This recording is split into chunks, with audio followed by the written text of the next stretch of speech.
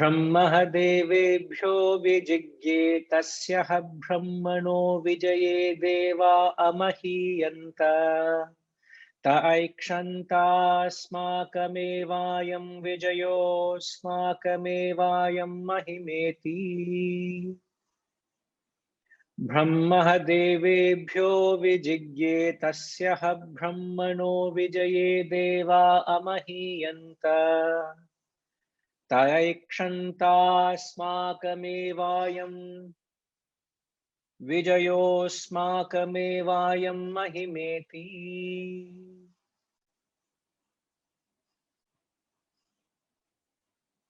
Brahman verily won a victory for the gods over the demons.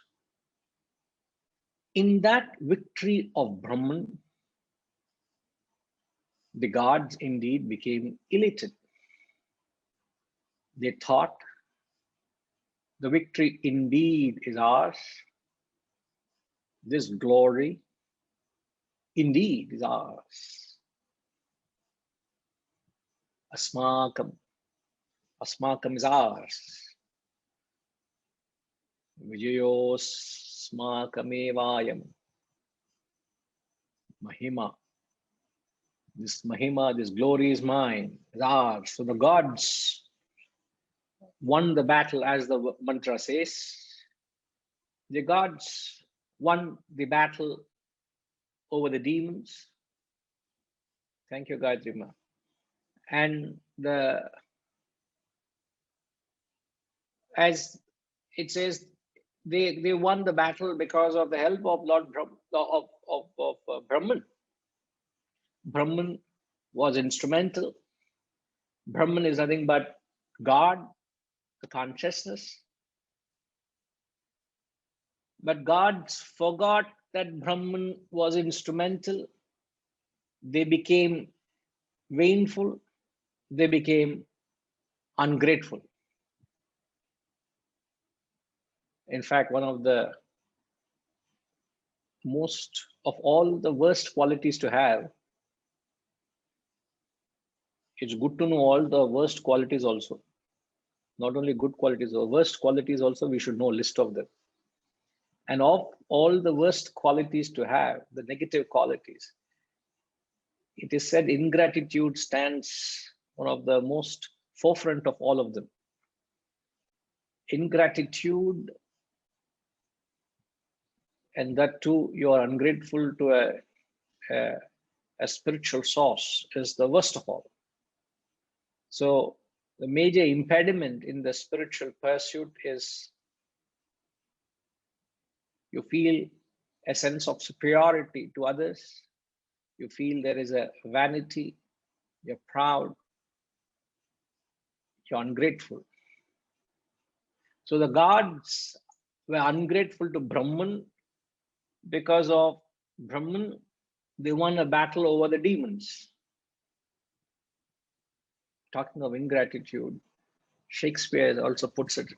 In fact, ingratitude seems to be the theme in all the plays. Somewhere or other, he brings home the point of ingratitude.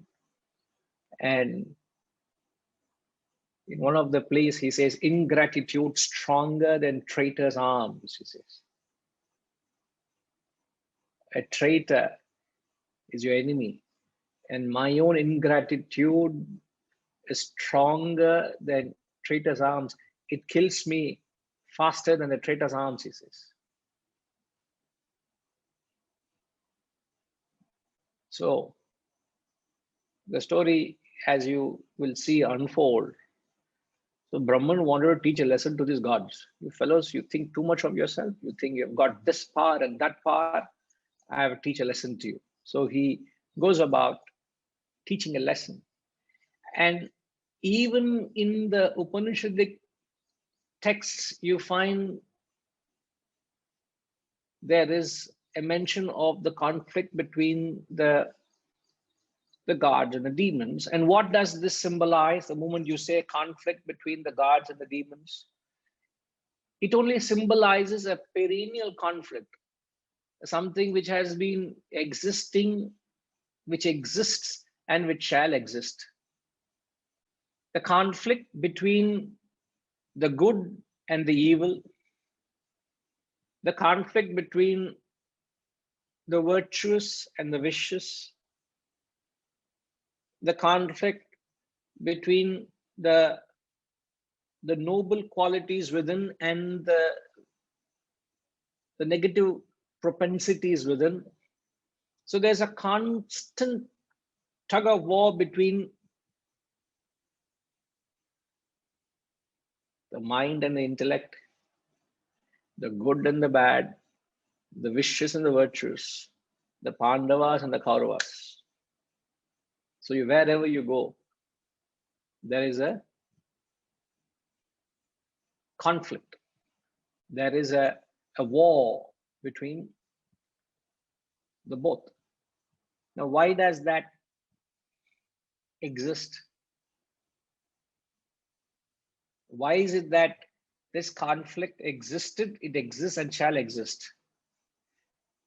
There is a fundamental reason to that, and that cannot be changed. You can't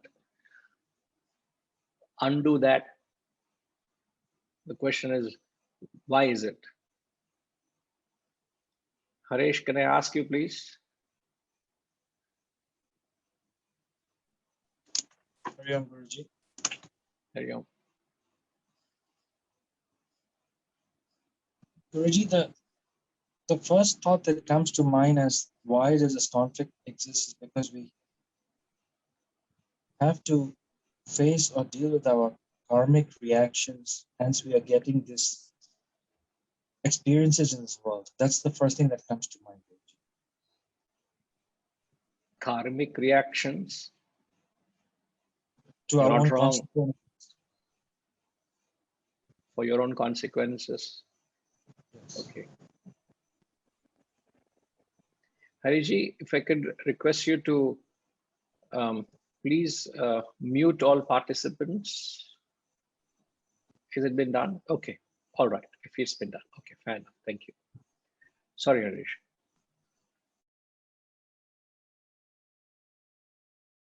Yes. So this is the first thought that comes to my mind, that why conflicts generally exist throughout, because every action we take, consciously or unconsciously, there are bound to be decisions and consequences to every movement or thought we make. Hence, we keep facing these worldly challenges, the conflicts that come between the good and the bad, because it's constantly fluctuating like a pendulum every time, as until we grow into a pattern of more, hopefully more towards the goodness. So the conflicts lessen as we grow. I mean, hopefully. Yes. No, we're not talking how the disparity comes in favor. If you're evolved, there is more good than bad. The context is not in that line, but that is certainly true that as you evolve, that happens. But fundamentally, there is this existence of good and bad, and there is a conflict right throughout. So this is an inevitable aspect of life. We have to accept it and learn to deal with it. There will be good, there will be bad. So the question is why? Now, you have made a very valid point. You go with that. Yes, no problem. If I can ask somebody else. Yes, Harish, please. Something else, please. Sorry, Guruji, another thing just came to mind when you're talking about the ingratitude part you just mentioned earlier. I think this thought just crept up is to maybe when we have these inevitable aspects, I think it's to help us understand our ingratitude as well, where we should be more grateful to everything. It is to reflect our ingratitude when we have these conflicts. This, based on what you just said 3-4 minutes ago, this just came to my mind as well. Okay. No, that's okay. You brought that context into it. Yeah, but there's little more than that, Harish. So really appreciate. Okay. Yes, Amitama. Hari Om, Guruji. Hari Om. I just like to try. Your question is why that this perennial conflict will continue to exist, right? Yes. So I feel that this is the dwandas, right? The disparities and the dualities, which is exactly the nature of this world, right? And eventually it is about our study and our maturity, our evolution is about dealing with these two and eventually coming to oneness. And that is when there is self-realization. So we are using this as an experience or a stepping stone to come to terms between the two, and obviously to hopefully gravitate more towards goodness, more towards the intellect, and more towards being virtuous, and eventually achieving self-realization. This is a fact of this plane that we are in. Thank you. You hit the bullseye, in archery and shooting, they say, you hit the bullseye. This is what it is. So perfect. The why there exists this disparity, as I said, it existed, it exists now, and it shall exist in the future. Why is it? Because that is the very nature of the world. The nature of the world is, it is, another name for the world is dvandvas, means pairs of opposites. So there has to be an opposite to understand the other. The moment I say rich, you understand not poor. The moment I say educated, you say non-educated. You might say uncultured, you say cultured. Birth and death, good and bad, hell and heaven, fat and slim, short and tall. So you only understand one with the other. Knowledge and ignorance. So these are all the dvandvas.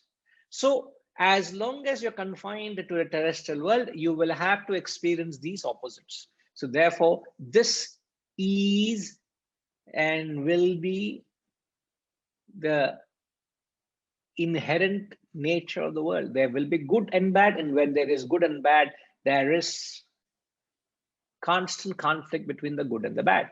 So everywhere, even in the Tale of Two Cities, there is this famous phrase, isn't it? It was what was that phrase, Harish? Harish, you can recall? It was the best of times, it was the worst of times. Badriji seems to know it.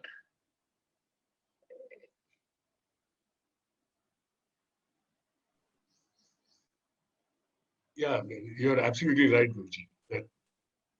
That's the way it begins. That's the way the book begins. Correct. The book, The Tale of Two Cities, written by Charles Dickens. Charles Dickens. He writes this and says, it is the best of times, the worst of times. It can be the headlines any day in the Times, isn't it? That's the very nature of the world. All times are like that, actually. All times are like that in a sense, because there's always good and bad at any moment in the world. So absolutely. So it even exists at the level of the gods. Yeah. And God had to teach a lesson to these gods. And it is rather, so what we can understand gods in our sense, in a relative sense, is the most sattvic people. So even the most sattvic people can be overwhelmed or overpowered by negativity, because you have not conquered dvandvas. Conquering dvandvas is only possible when you transcend the dvandvas. And transcending dvandvas is when you reach a state of self-realization where you've gone beyond the opposite, as Amitama has said. Okay, so this verse only gives a backdrop of what happened. There was a conflict, and the conflict was won by the gods, but the gods were ungrateful to the role played by Brahman, because there was vanity in the gods. So let's see what the next verse says.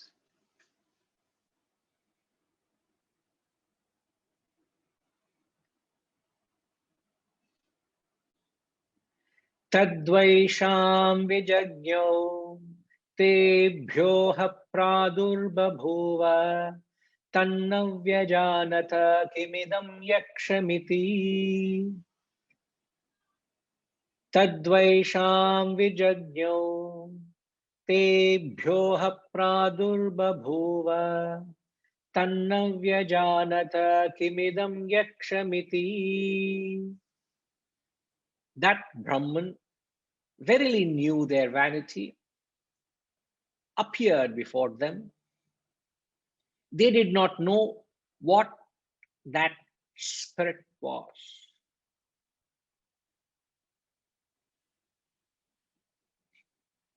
So the title of the mantra is, he says, Brahman appeared as a spirit. So Brahman knew their vanity and wanted to correct the attitude of the gods and expose their frailty. So Brahman appeared as a yaksha, as an apparition, as a spirit. And the moment God saw that there was a spirit or an apparition or a yaksha, all three one the same, it appeared in the yonder somewhere in the sky at a distance. So when the God saw this spirit, this form, which they didn't understand, they were terrified. They didn't know it was Brahman. They were terrified. They thought the enemy is still lurking. So instantly they got fearful.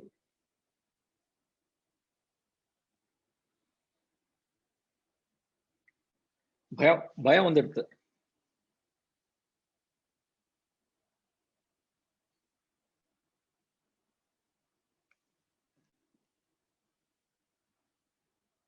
They did not know what that spirit was.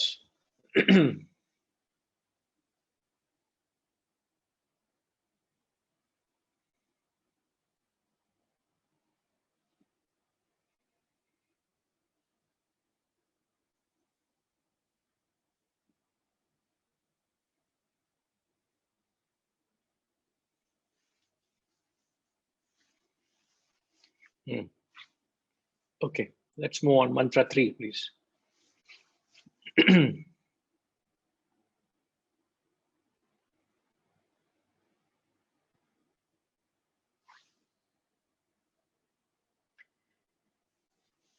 Tegnimabhruvan jataveda etadvijanihi kimetadyakshamiti tatheti. Tegnimabhruvan jataveda etadvijanihi kimetadyakshamiti tatheti. Tegnim. They went to Agnim, the fire god. O Jataveda, all knower, find out this, what this spirit is. Etad vijanihi. Please ascertain, please find out what this yaksham, yakshamiti tatheti. Please find out what this spirit is. So they went to fire god Agni. The fire god Agni refers to speech. Fire god means speech. Speech is an organ of action.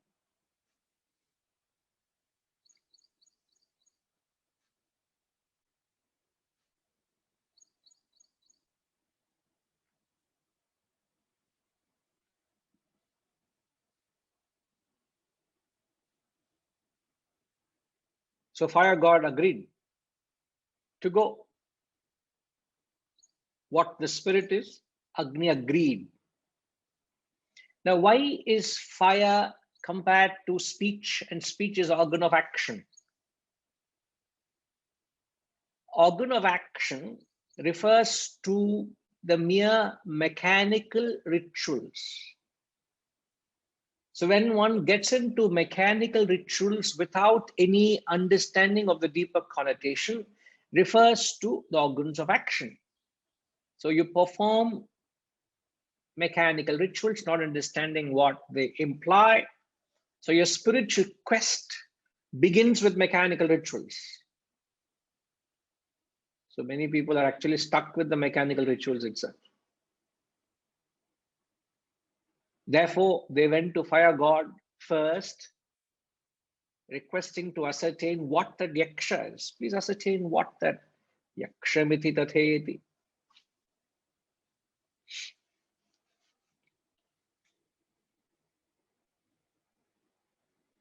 RPG, don't we say in English language,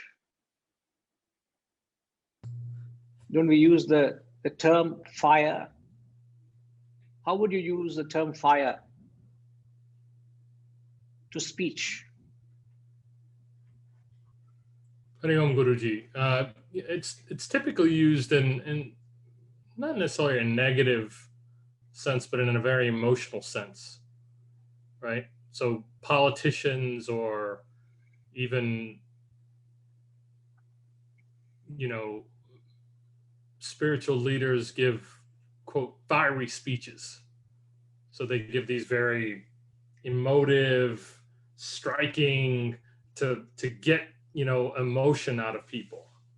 It's almost as though they're spitting fire from their mouths. You know, it's just that type of, the language, the emotion, the energy is like watching a fire. All right, very true. It's also negative, no?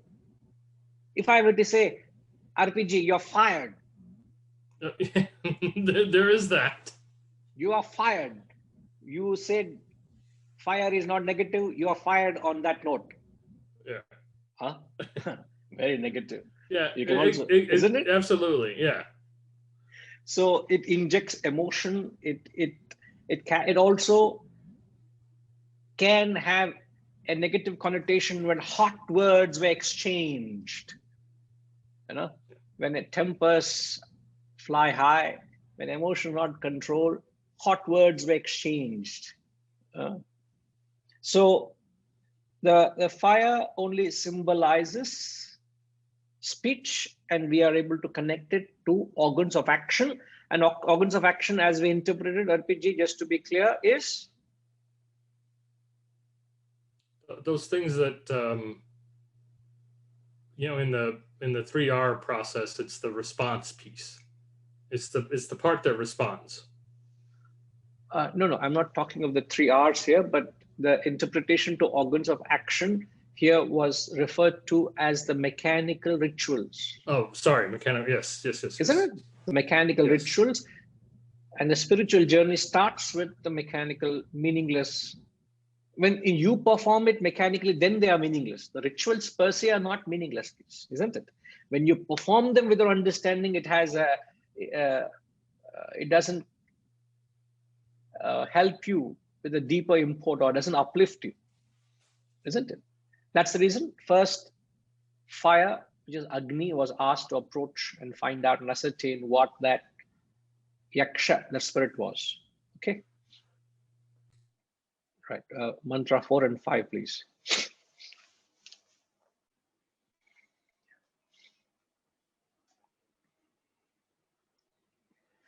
Tadabhyadravattamabhyavadakositi agnirva ahamasmityabravit jataveda va ahamasmiti tasmin gunstvai kim viryamityapidagу sarvam yadidam prithivyaamiti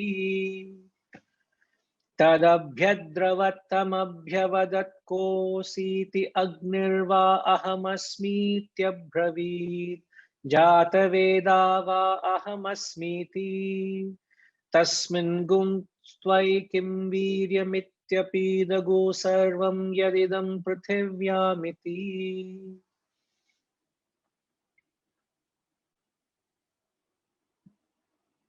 Agni hastened to that spirit and softly asked, "Who are you?"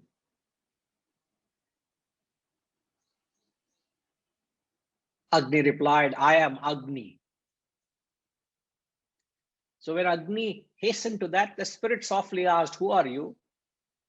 "I am Agni, I am Jataveda, I am the omniscient." The spirit asks, "What power hast thou?" "I can indeed burn up all this which is on this earth."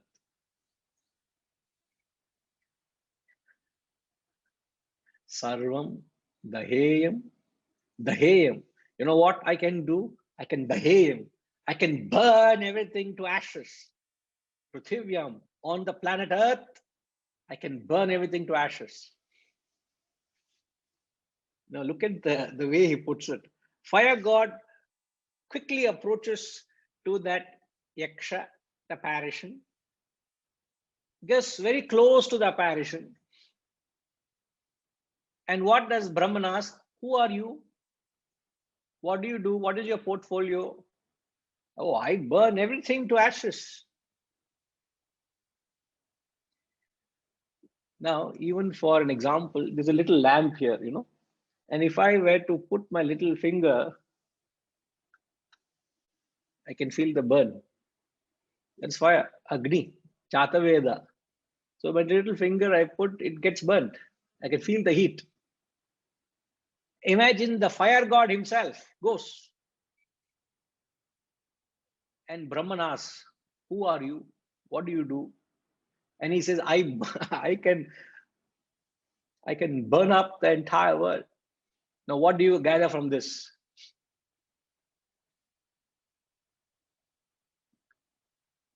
See, this is a story. Don't expect any Upanishadic miracle for me to produce on this story. I have to tell the story, and there's a little message here and there. Huh? Now, what do you understand from this?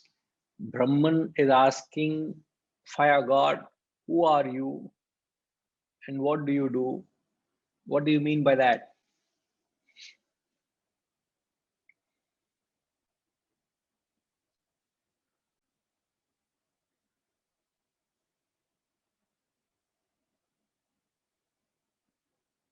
UK. Namaste, Guruji. Yes, ma. It's the vanity of Agni is expressed here. The Agni is very vainful. He says, Yeah, I am so and so, and I do yeah, this. yeah. But Brahman obviously doesn't feel any heat. Therefore, Yeah, is asking, yeah. In what a do you very, do? as if to draw out the quality of, I mean, how proud or how, what is the feeling of Agni towards himself?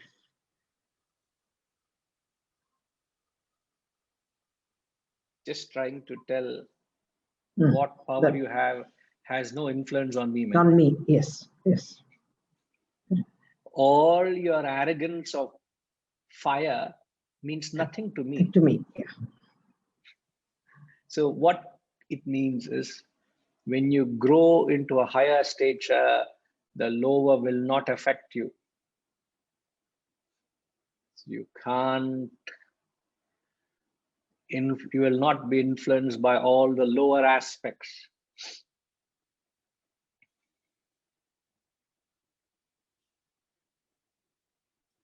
Don't we experience this in our lives as well? An organization, the chairman of the organization is right at the top.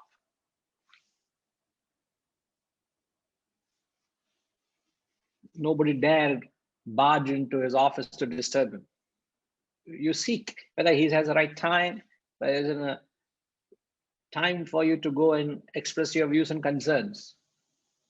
It also happened in the Puranic stories. In Ramayana, there is a story of, Ravana was sleeping. He was sleeping in the afternoon. That doesn't mean everybody who sleeps is known as Ravana. Ravana is who goes overboard is Ravana. But everybody sleeps. Even Sattvic people also sleep. So don't generalize. So Ravana was sleeping in the afternoon. Two visitors had come to visit him. You know who were they, Gayatri Ma? Two visitors. And they were not ordinary people. No, Guruji. Story da. See, we are today story mode. We'll only talk stories today. Philosophy will not be spoken today. Very little philosophy. Shantima, you know who were the two visitors who visited Ravana? Hari Om Guruji.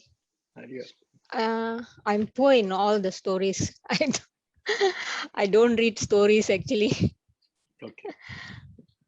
No problem. Even I am very poor at stories. So, I don't know how to tell a story at all. So if I'm not telling this properly, you know, he's a very poor storyteller.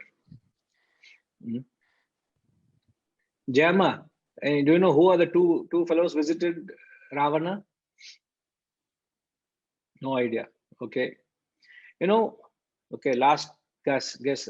Rajima, you know who were the two people who visited? She's quickly doing Googling. I know that. By her eye movement, I know what she's up to. You'll not find it anywhere in Google. Maybe you have to upload in Google after the story. You hear? Man, at least after asking you answer, no. No, Guruji. No idea. I don't. Idella cheating, open cheating. Idella. So the story goes, the two people who visited Ravana were Kubera and Indra. Amitama, I suppose you know who they are. Kubera, you know who Kubera is? Was he the representation of greed, and Indra is rain? No. Okay. No. Sorry. So no harm at all. See, Kubera is the lord of wealth, the king of wealth, and Indra is the king of the gods. It may not strike. Okay, Hariji, in the modern context, who is Kubera and who is Indra? The man of wealth and the man of power in the world. The most powerful person and the man who had all the wealth.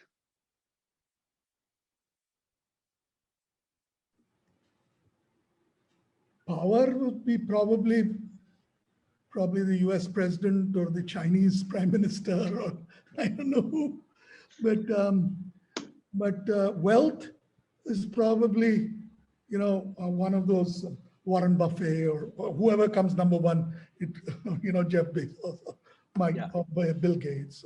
So in the modern context, these two fellows went to meet and they were told, no, these two people come to meet Ravana. Now, who is superior? Obviously, Ravana is superior. And when they were told Ravana is sleeping, the doorkeepers understood that these were not ordinary people. They were very special guests who had come to seek an audience. And when they were told that Ravana is sleeping, they asked the guest, do you want me to wake up Ravana? No.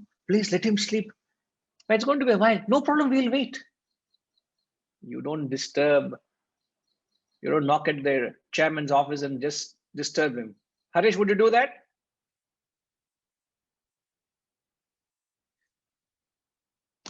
No, Guruji, I would not. You would not. Please don't do that also. If you have an idea, don't do that. I would not. But the message here you get is, what is the message we get here? Agni, the fire god who had that arrogance that he said, I could burn down the entire world, had no effect on Brahman. So the lower will have no effect on the higher. And this is a gradual evolution we experience in our lives. At a certain stage, you find things don't matter to you anymore. So there's no unnecessary anxiety about things. You remain unaffected. That's a sign that you have risen above them. But the moment anything causes you a certain anxiety or restlessness, or it causes a certain mental disturbance, you have not risen above it. This is the sign of whether you have developed that vairagya. Vairagya is where you have risen above it. You're not affected by it. So all the organs of action will not function if the electricity is switched off. Organs of action is always gadgets. A Brahman is the electricity switch. So what will, if I put my finger onto something on a heater, it will not function because electricity main is switched off. So Brahman is electric switch. The heating rod is Agni. So what is the use of the arrogance of the heating rod when the main is switched off? So that's the analogy or parallel. Okay, so let's move on. Verse mantra 6, please.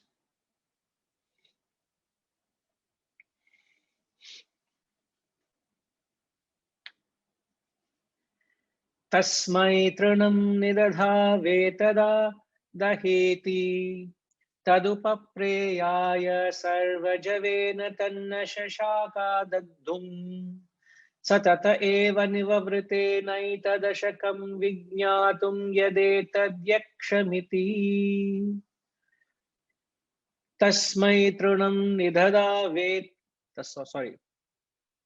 tasmai trinam nidadha vetadaheti tadupapreyaya sarvajavena tanna shashaka dagdhum satata eva nivavrite naitadashakam vijñātum yadetadyakṣamiti.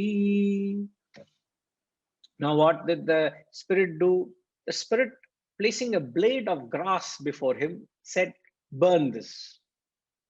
Having approached with all his power, he was not able to burn it. So he returned from there to the gods, admitting, I could not find out what the spirit is. So as the story says, Brahman just placed a straw. Just to know the power of the fire god, right now in United States, RPG, which part of the world are you? I hope you are safe. Some part of your country is continuously being burned by wild forest fires, isn't it? Yeah, that's on the west coast.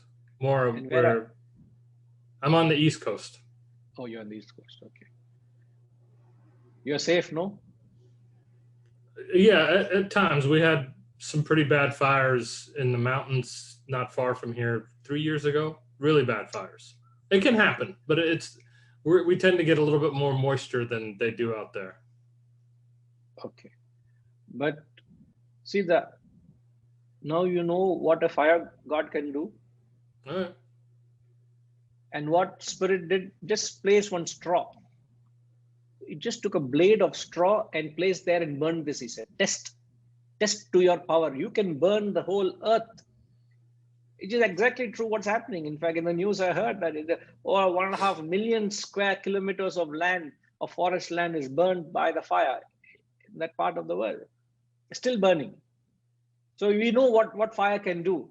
And what spirit said, Keys, can you burn this straw? And what happened? What happened, RPG?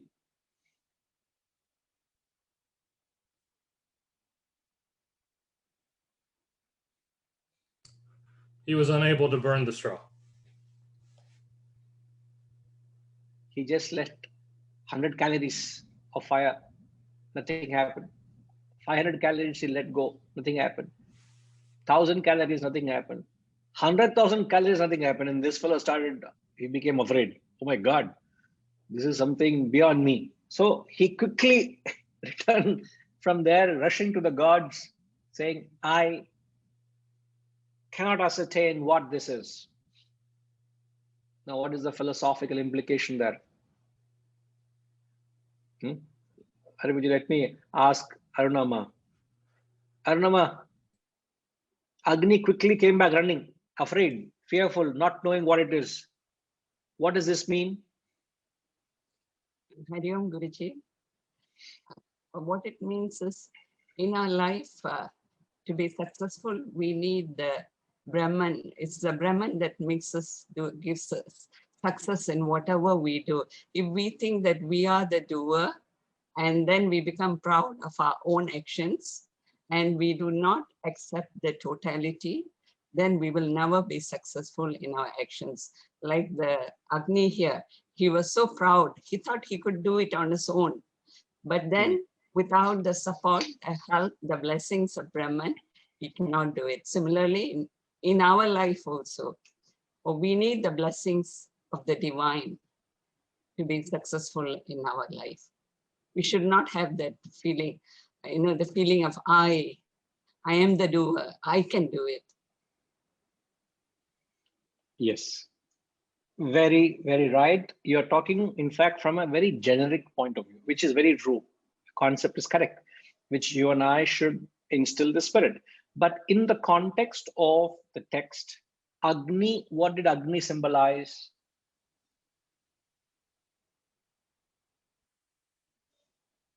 In the couple of mantras prior, we said Agni as, did you take a note of that, Ma? What did Agni symbolize?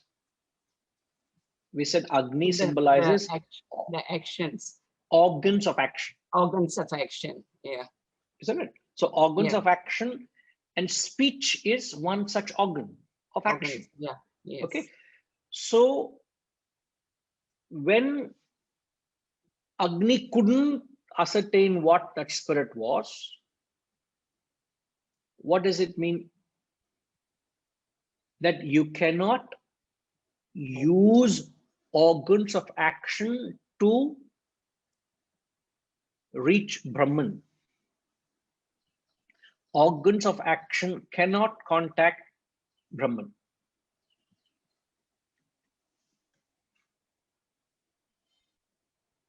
Isn't it? Yes, Krishna. So the point we are making is Agni couldn't ascertain Brahman, only means organs of action cannot contact Brahman. Remember what we learned in the first part. What did we learn in the first part?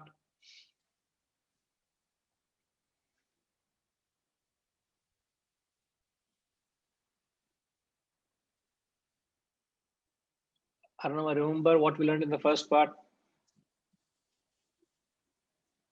Today or? First part of Kena Upanishad. All right. In fact, if you all can switch to the third mantra of part 1, where he says, Na tatra chakshur gacchati na va gacchati no mano na vidmo na vijanimo yathaita danushishyat. Na tatra chakshur gacchati na va gacchati na manaha. He says the eye cannot reach it, nor speech, nor mind indeed. So he said, you cannot, eyes, organs of perception cannot reach God. Speech, the organs of action cannot reach God. The mind cannot reach God, isn't it? So we have learned it there. Haven't we? Yes, so yes, this is just an assurance of the same truth which he learned earlier.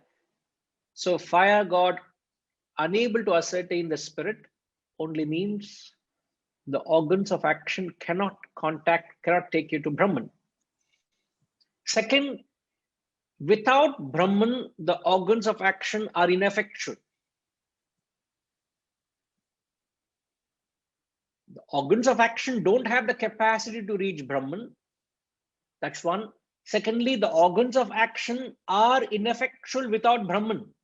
Like all the gadgets in the house are ineffectual without the electricity, as I've taken the example a little earlier.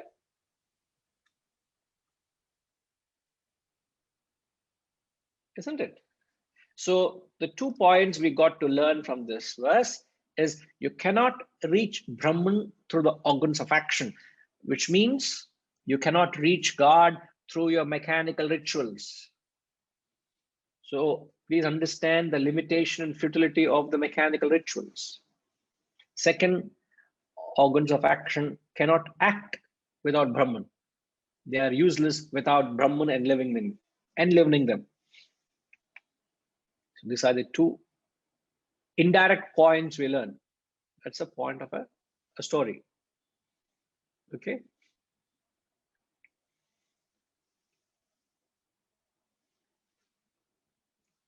Move on. Mantra 7.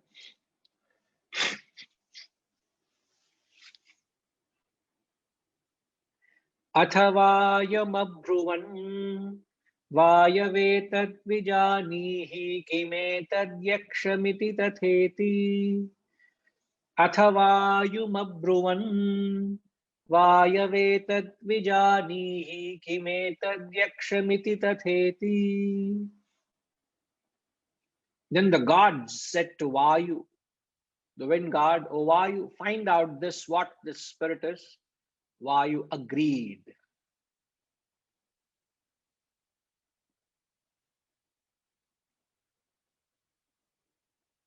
Now,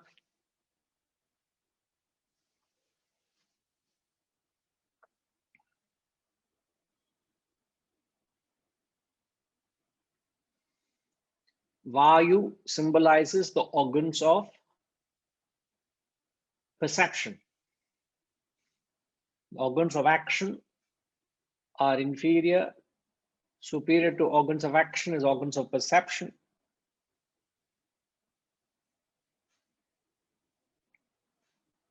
So Vayu is the wind god.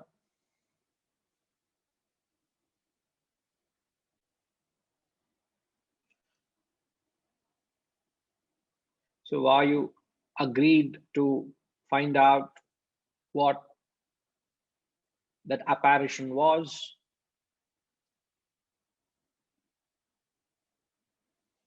So those who can't ascertain God through the organs of action try to approach through the organs of perception.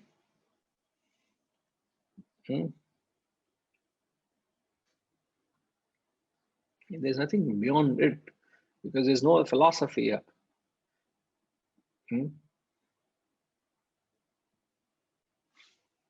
So what does organs of perception, approaching God through organs of perception? Hariji, what does it mean? Any idea?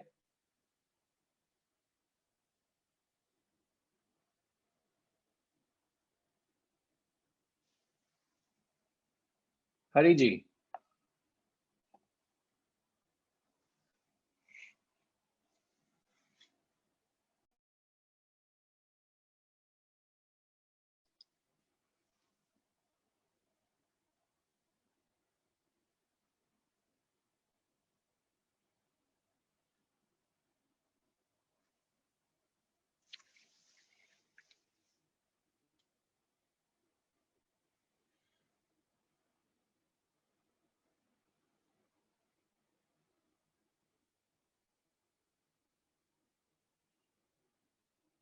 Any idea, Hariji? I think Hariji is having difficulty. Is the reference to the fact that all the organs of perception are only in the terrestrial world and Brahman is above the terrestrial world. So the subtle cannot be expressed through the organs of expression. No. See, the organs of perception are superior to organs of action. It's all the messages. So what does organs of perception approaching Brahman means? They are superior and therefore closer to Brahman. It is the next higher level. Not superior to Brahman, superior to the organs of action and therefore closer to Brahman. If you were to put them in relative levels. Not more in terms of closeness to Brahman, but my question is, we interpreted the organs of action as mechanical rituals. What does organs of perception symbolize? Any idea?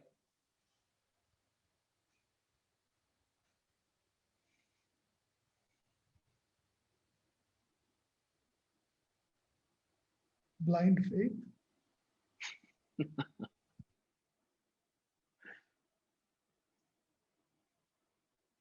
Amitama, any guess? Yeah, this is going to be a guess. Could it be emotional? What are the organs of perception, please? Sight. Eyes, ears, nose, tongue, and skin. Isn't it? Mm-hmm. Now,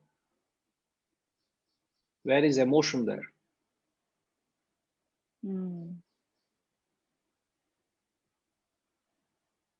Yeah, I was just trying to make a distinction between emotion and intellect.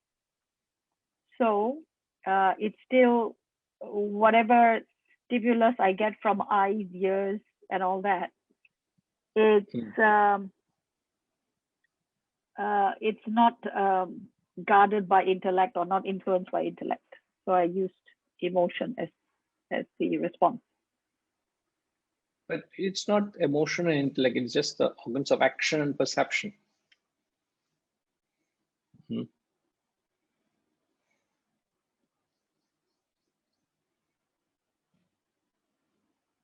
Again, in the third mantra, part 1, it mentions that na tatra chakshur. So eyes cannot reach it. So ear cannot reach it, so etc. So he's mentioned that. You give it a thought. Try to figure out what the organs of perception mean. When we come back, we'll again try and clarify this. But organs of perception is superior to organs of action. What does the organs of perception mean?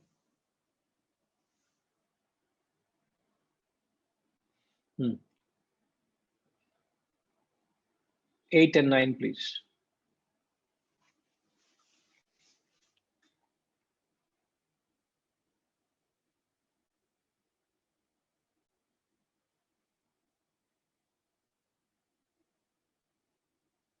Tadabhyadravatamabhyavadakositi vayurva ahamasmityabravin matarishva va ahamasmiti tasmin guntstvai kim viryamityapidaghu sarvamadadiya yadidam prithivyaamiti. Tadabhyadravattamabhyavadatkositi vayurva ahamasmityabravin matarishva va ahamasmiti tasmin gumstvai kim viryamityapidaghu sarvamadadiya yadidam prithivyaamiti. Vayu hastened to that. The spirit softly asked him, "Who are you?" Vayu replied, "I am Vayu. Also, I am Matarishva," that is the mover in the sky. To which the spirit asked, "What power hast thou?" Vayu said, "I can indeed blow away all this which is on this earth." Obviously, the power the wind god has.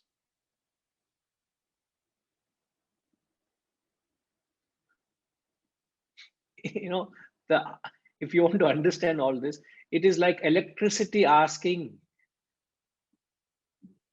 high-speed fan, "What do you do?" Rajima? Electricity and fan are having conversation. Very high-speed fan nowadays you get, no? There's a conversation between electricity and high-speed fan. What will fan tell?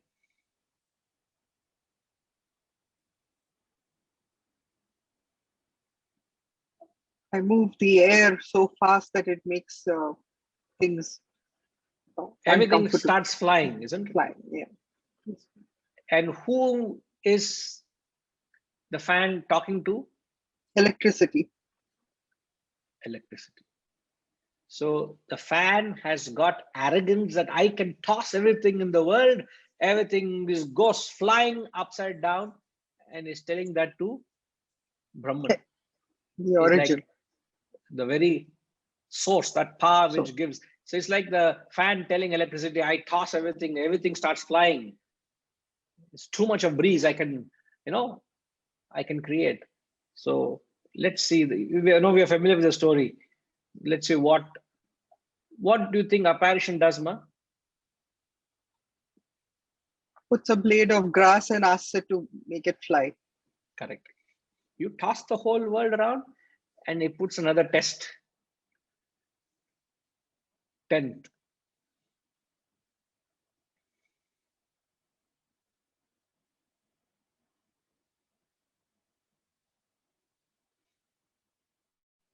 Tasmai tranam nidadha vetadadat tadupapreyaya sarvajavena tanna shashaka datum satatayeva nivavrtena itadashakam vijñatum yadetadyakshamiti. Tasmai tranam nidadha vetadadat tadupapreyaya sarvajavena tanna shashaka datum satatayeva nivavrtena itadashakam vijñatum yadetadyakshamiti. The spirit, placing a blade of grass before him, said, blow this away. Having approached with all his power, was not able to move it. So he returned from there to the gods, admitting, I could not find out what the spirit is. Now, Harish, what message you get from this mantra 10?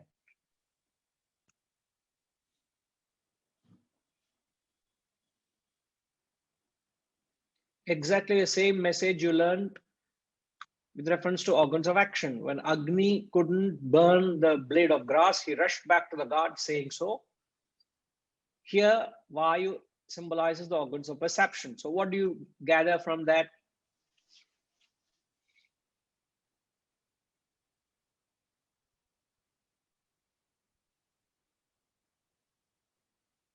Sorry, I'm a bit stuck on this, Guruji. No problem. The two things we learn, Harish, is you cannot reach God through the organs of perception. You cannot reach God through the organs of perception. Second, the organs of perception cannot function without Brahman.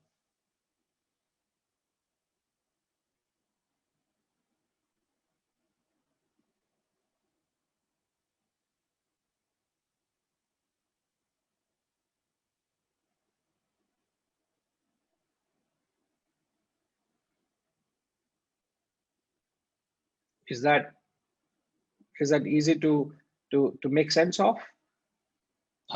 Yes and no. I need a little bit of time to process this a little bit longer. If I may pass on this one, please. No problem, please. By absolutely.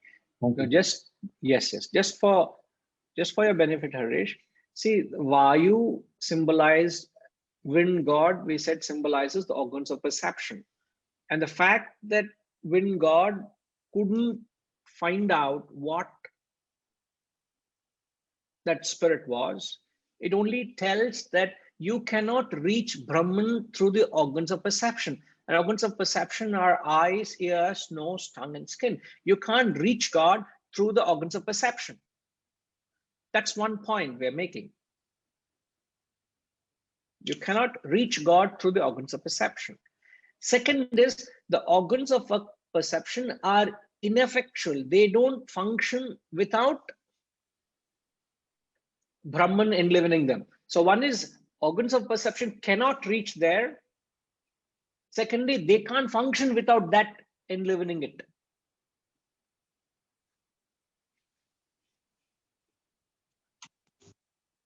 So these are the 2 points. So you just capture it and you can Give it a thought. Okay, Ji? Yes. Yes. Yeah. Yeah. Then what do? Agni has come back. Vayu has come back. We'll go to Hari then. No, Hari Ji is only going to help us now. Yes, sir, Hari Ji.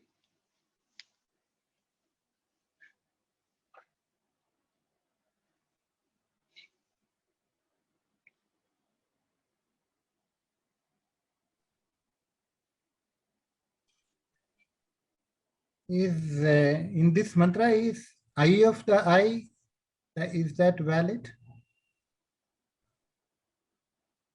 Since the organs of perception is not able to contact, if we go back to the old mantras,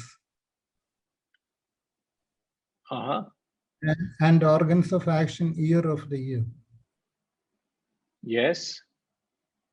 So I just wanted to tell that eye of the eye, correlating with the earlier mantras. Correct. Eye of the eye and ear of the ear.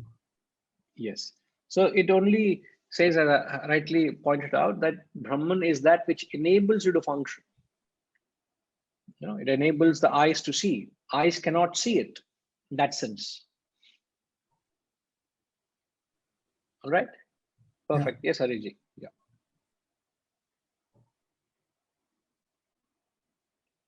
Hariji, what is that you want to? Is that okay?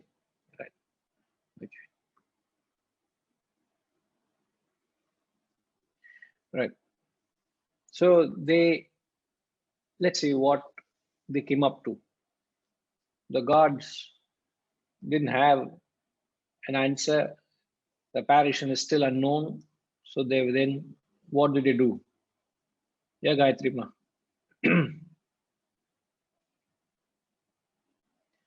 Athendramabhruvan maghavannetadvijanihi kimetadyakshamiti tatheti tadabhyadravattasmatirodadhe.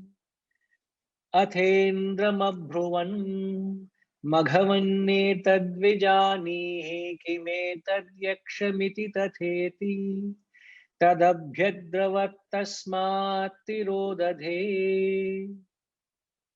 Then the god said to Indra, the chief of gods, O Maghavan, worshipful one, find out what the spirit is.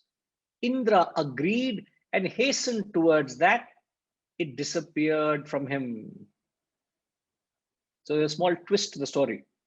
When the Lord of Fire, Agni went, the apparition asked, who art thou? What's your power? Placed a straw and say, burn it. He could do it. He failed. He came back. The Lord of Wind, Vayu, went there, hastened to find out. He placed a straw and said, blow it.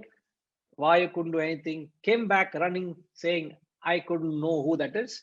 And then they went to the Indra, the Lord of Gods, and Indra agreed to find out. But the moment Indra went there, it disappeared on approaching it. And Indra, the Lord of the gods, Setaramanji, Indra, the Lord of the gods, what does it symbolize?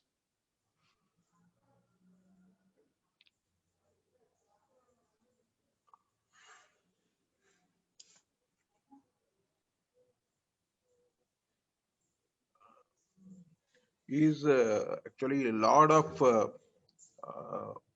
organs of action, perception, and all. Correct, correct, correct. Now, who is the Lord of organs of action and perception?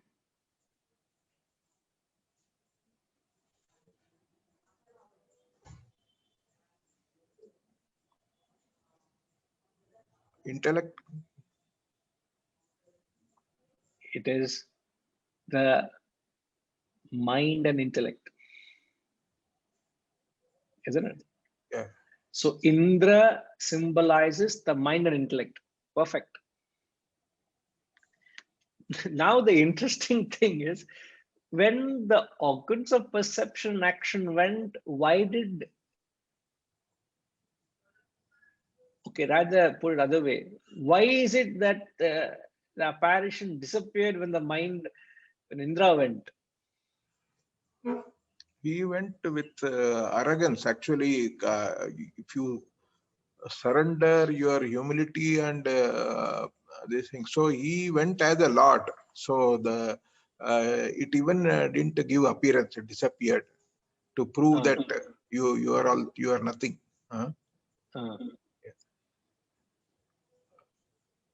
To even he is enlivened and enabled by Brahman only.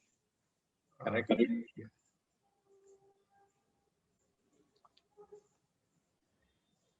Yes, sir. You're right. Very true. Very true. Yes. So the mind and intellect,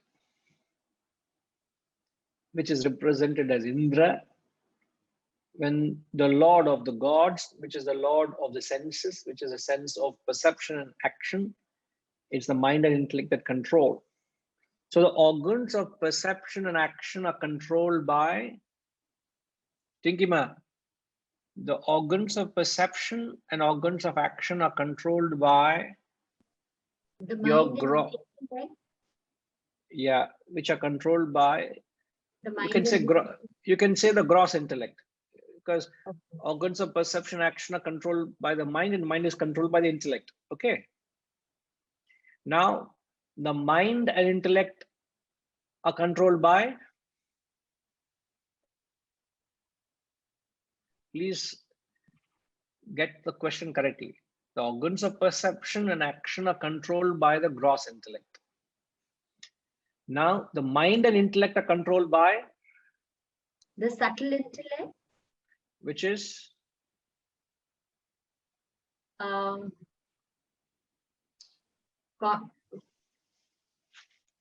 conscience, the conscience.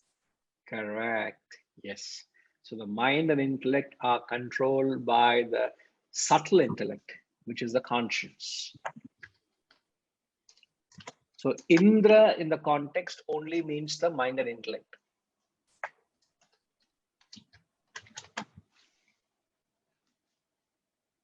Okay. Yes, Hariji.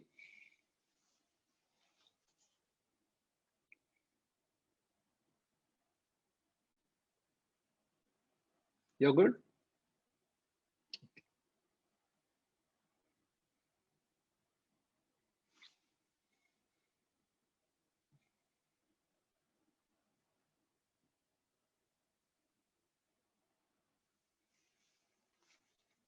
Now, the next verse, the mantra, it says, even though, let's chant it, we'll read it and we'll come back next week to get to it. So we'll certainly, I want to give it a pause so that you make sense of all this. We'll chant mantra 12. Satasminnevakashe striyama jagama Bahushobhamana mumangu haimavati Taguho vacha kimetad yakshamiti Satasminnevakashe striyama jagama Bahushobhamana mumangu haimavati Taguho vacha kimetad yakshamiti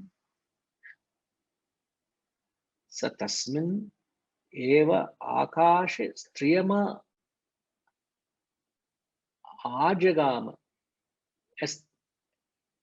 estriyam, a woman, bahushobhamanam, an extremely beautiful woman who was Umam. In that very space, he beheld an extremely beautiful woman, Uma, who was a daughter of Himavan, Haimavatim, the Himalaya mountain. He asked her, what was that spirit?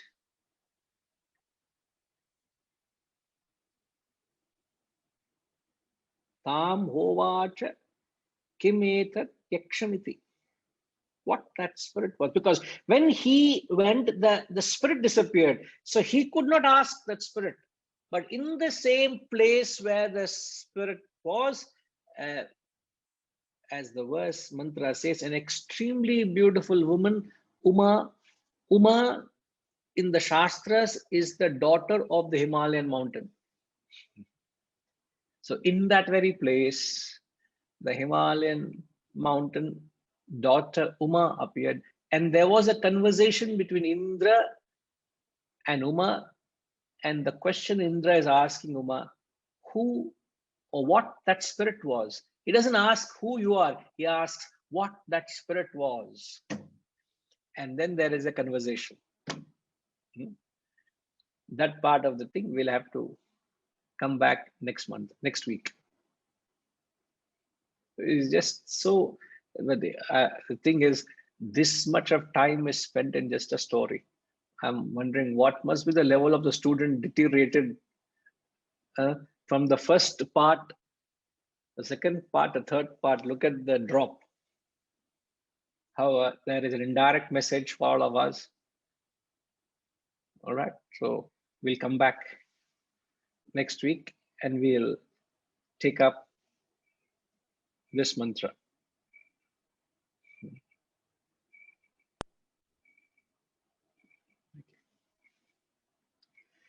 Om Purnamada Purnamidam Purnat Purnamudachyate Purnasya Purnamadaya Purnamevavashishyate.